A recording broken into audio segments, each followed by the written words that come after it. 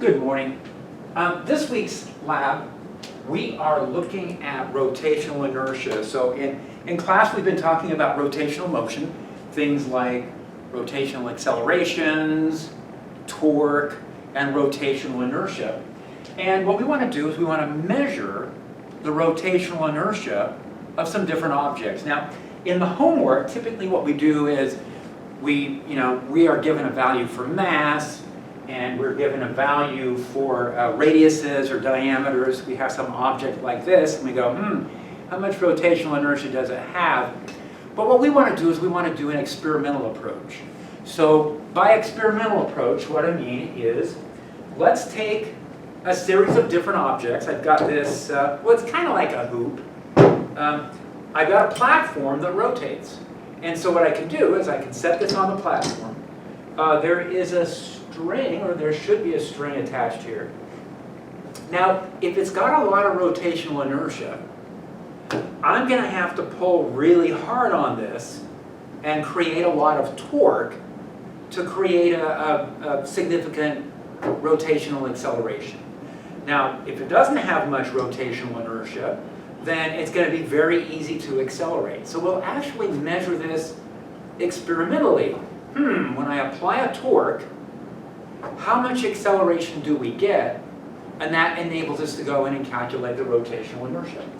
So we're going to try three different objects. We're going to try a disc, a hoop, or what looks mostly like a hoop, and then something that I'm sure you guys have been wondering about. How much rotational inertia is in the textbook that we have? I'm sure you've been losing a lot of sleep over that. And so how would we do that? Well, we have a rotating platform here. Let's measure the rotational inertia around the center of mass axis. So I'm going to place this textbook onto this platform. And then, same as before, I'm going to pull with a certain amount of torque. So I'm going to exert a tension. There's a lever distance in here. That's going to create a torque.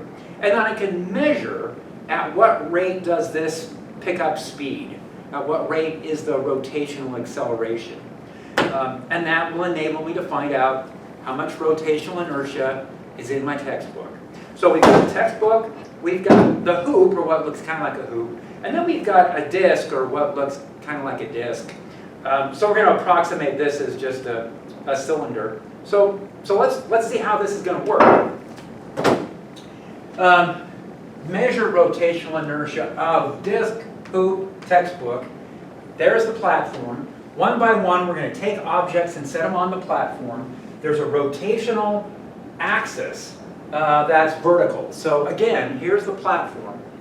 And when I pull on it, you can see I'm exerting a torque, and it rotates. And I can tell you, it rotates pretty freely. So there's not much friction. It's got a good set of bearings in there, I think, because it's rotating without much resistance at all. So that's good. We're going to neglect frictional effects for this. Now, what we're going to do is we're going to take this string.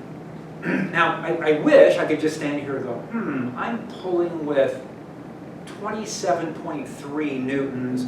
I'm not that good at determining tensions. So what we'll do is we'll run this string through some pulleys. And then we'll put a hanger out there, and we'll put different weights on that. We've been doing that in other labs, right? So it's kind of that same approach, and we'll see what the setup looks like in a minute here. But what we're going to do is we'll have this set up, we'll run it over some pulleys. Here is the mass. Now, the object as it drops, so what we'll do is we'll bring it to rest, and then we'll let go. And then little by little, this is going to pick up speed. The weights off to the side are going to be dropping. And we want to measure what their acceleration is. Now, we've done this before, right? If something's dropping with a constant acceleration, the distance it travels will be 1/2 at squared. So I should be able to calculate an acceleration by measuring a height that we start from, and then letting this, pick up speed and then hit the floor. I'm going to time this. We're going to assume constant acceleration. And the value of the acceleration then would be given by 2h over t squared. Now, we can adjust the math. These objects have a lot of rotational inertia. And by that, what I mean is we can hang several hundred grams of mass on the side, and still, it's going to take some time for them to pick up speed. So it's not like things are going to be dropping super fast. We'll have time to be able to get an accurate timing measurement. So we do have to decide on a height. We would like the height to be, large enough that there's going to be enough time that we can get a reliable acceleration. So we got to measure the height. We'll determine how much mass we're hanging off the side here, and then we'll time that, come up with an acceleration, and then we're going to use this formula to get the rotational inertia. Now, where is that formula coming from? And, this is stuff, these are like the homework problems and the examples from class that we've been looking at. So this is something that you should be able to follow. First of all, I'm going to say that there's a torque due to the tension in the string. So we're going to pull on the string, and there's going to be a lever distance. Now the lever distance, I can come up with the lever distance. I've got some calipers out here. What I can do is I can run the I thought I had these measured out. What we can do is we can run the calipers along that cylinder where this string is wrapped. And so I'm going to get a diameter for that cylinder, and I can take the diameter, I can divide by 2, and that will give me a radius. So again, what we're doing is we are pulling. Maybe this is going to be easier to see, maybe not, maybe I have to hold it up. We're going to be pulling on this string, and it's the radius in here that's going to determine the amount of torque. So the torque we have then is tension times lever distance. Now the rotational acceleration of the rotating object will depend on how much torque and what the rotational inertia is. Now for the torque, I'm putting in tension times lever distance. And then for the acceleration, the linear acceleration, at what rate is this object dropping? Well, that's the rate at which string is unraveling off of the rotating platform. That is going to be r times alpha. And that says the acceleration then, the linear acceleration, is given by tension in the string times little r squared divided by the rotational inertia. So for this experimental setup, what it looks like is that the rotational inertia can be measured if we measure the lever distance. Well, I've got the calipers out, we've done that. Measure the acceleration. Well, we talked about how to measure the acceleration of the object that's dropping. And then the tension. Ooh, but we don't know how much tension's in the string, so let's look at one more force diagram. So what's going to happen here is I have tension upwards, I have gravitational force downwards. The acceleration of this object will be given by mg minus t over m, which says there it is. There's the amount of tension. The tension is going to be given by mg minus ma. So we've seen formulas like that before, and there it is showing up again. So we can substitute that in. Now that's going to bring with it a factor of m, and then a factor of g minus a.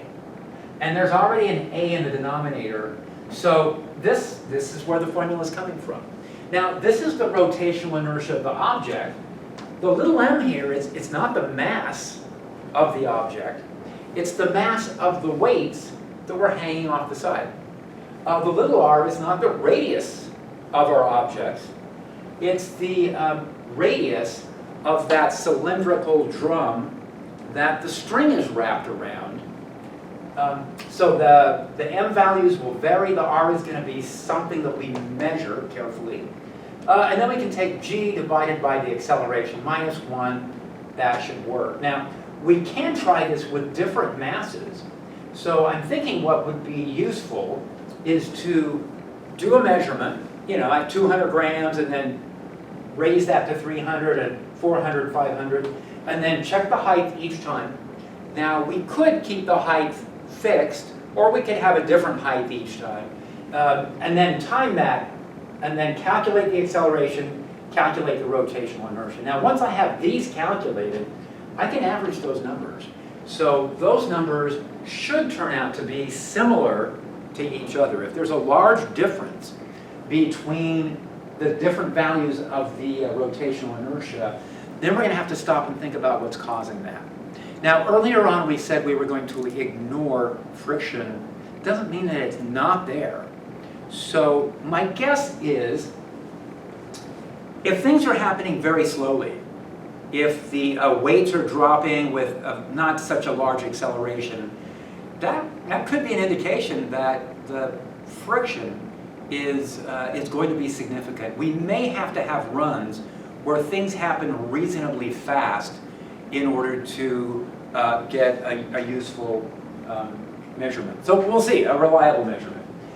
So this is what the data tables are going to look like. Now, we've got 3 objects, but something that we also want to consider here is, well, what about this? What about the rotating platform itself? That's going to add to the rotational inertia. Now, there's a way we can find out how much of an effect that would be, and then we can subtract it out. And what we will do is, we'll do 4 sets of measurements. We'll do a set of measurements with the hoop, a set of measurements with the disc, a set of measurements. I don't want these to fall on my foot because these are really heavy. These are like 4,000 or 5,000 grams. They're like 35 kilograms. But each time we do the measurement, the platform is also rotating. So I'm going to do a separate set of measurements for the platform itself, and then I'll subtract that off from each of the other 3 measurements, each of the other 3 data tables. So anyway, that's the plan. I mean, basically what we're saying is this. Let's say I want to do a set of measurements on the hoop. Well, I'm not really doing a set of measurements just on the hoop. I'm doing a set of measurements on the hoop plus the platform. Now I can take the disc plus the platform, subtract off those measurements of the platform, and that will isolate the effect from the disc alone. That's the idea. And then we do the same thing with the hoop. We do the same thing with the textbook. Okay, is the idea. So that's the plan with those. Now, we are going to have a results table. Where did the results table go? But we don't have any accepted values. What we do have instead is we have a theory value. So for the results, oh, I hope I left enough space here. So what we're going to do with the results is, well, you guys know what the results table looked like. So what we'll do is we'll list the sample. Now we really only have 3 samples. So the samples that we're measuring are the disc, the hoop, and the textbook. Those are the 3. And then what we'll do is we'll get a measured value of rotational inertia. And remember, rotational inertias have units. From the formula right here, I can see that the units on a rotational inertia would be kilograms, meters squared. The units here all cancel, so but I definitely have units there. So that would be measured. I'll write that in as measured. But then I want to compare that with a theory. Now, theory is not the same thing as accepted. Accepted value is something that somebody else has measured. You know, I look at it in a reference table, or I go online and look at somebody who's done a series of measurements, and I look and see what they got, and then I replicate those measurements, and I see what I've got, and then I do a comparison. So an accepted value is still something that was done experimentally. A theoretical value is something where we feel like we understand the mathematics. And with rotational inertias, we feel like we understand the mathematics. We've been in class looking at formulas and how we would derive formulas for different shaped objects. And so going back and using those, we've certainly been using a disk as 1/2 mr squared. Now that's assuming the rotational axis is going right through the center of the disk. Now the hoop formula, this hoop, we're going to think of it as having 2 diameters. It's not quite the same as the hoop formula we've been using. This is a more general formula for a hoop. 1/2 m r1 squared plus r2 squared. So I got to get the 2 radiuses here. Now these are listed as radiuses, but of course when we measure them, they're going to show up as diameters. So when I put together that data sheet and post that on Canvas, in the notes for the lab. It's probably going to be in terms of diameters, and then you're going to want to switch those over into radiuses. But in any case, and then I got to measure the masses too. And as I was saying, these are pretty heavy, 4 or 5,000 grams, I think. Textbooks maybe, I don't know, what do you think? 3,000 grams, something like that. So we got to put those in. And now the textbook formula is 1/12 big M a squared plus b squared, and so I got to do those measurements on the text. So in the results table, we'll put the measured values. We don't have an accepted value. Instead, we're going to put in values that we have calculated from the theoretical formulas. So these are theory-based formulas predicting what we would get, and then we can do a percent difference. So percent difference, we can do it the same way we did with accepted values. But that's the plan for the day. So questions on any of that? It's kind of a fun lab. I do have to say I kind of like this. Rotational inertia to me is always one of those physical quantities I never would have imagined existed, but it makes sense. And we'll take a look and see what the setup looks like, and then we'll show a couple of the measurements being taken. So if you guys have any questions, let me know.